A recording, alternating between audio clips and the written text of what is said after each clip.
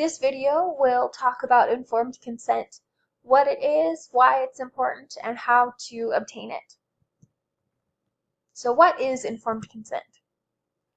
Informed consent means that parents understand and consent to any actions that will be taken on behalf of their child, and they understand that they can revoke or withdraw at any time. Informed consent is legally and ethically required in special education. Prior to any assessment or any IEP creation or any placement in special education, parents must be informed and consent to those decisions. And it is a legal document that is signed by the parents indicating that they understand and agree to those proposed actions. If a parent does not consent for their child to be assessed, they can't be assessed. If a parent does not consent to have a child placed in special education, that child can't be placed in special education and receive services.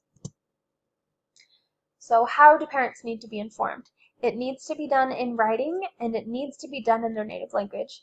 You can't just have a verbal agreement with the parents. It needs to be written and signed, and it needs to be in their native language to avoid any language barriers. What do parents need to be informed of in order to consent? They need to be aware of their procedural safeguards, which include a right to due process, a right to prior written notice, the right to consent or reject to any services, that they have a right to observe their child, they have a right to access records, they have a right to independent evaluations of their child outside of the school evaluations. So they need to understand their rights and their child's rights, the procedural safeguards that protect them and their children.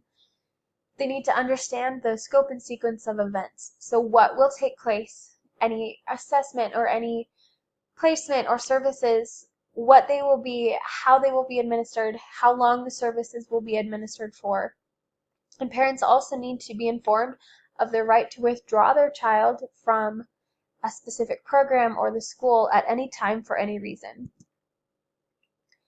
Parents need to be informed and give consent 5 specific times. Anytime there will be an IEP meeting or an MDT meeting, the parents need to give informed consent before that meeting happens. Before any placement is made for the child, parents need to give informed consent.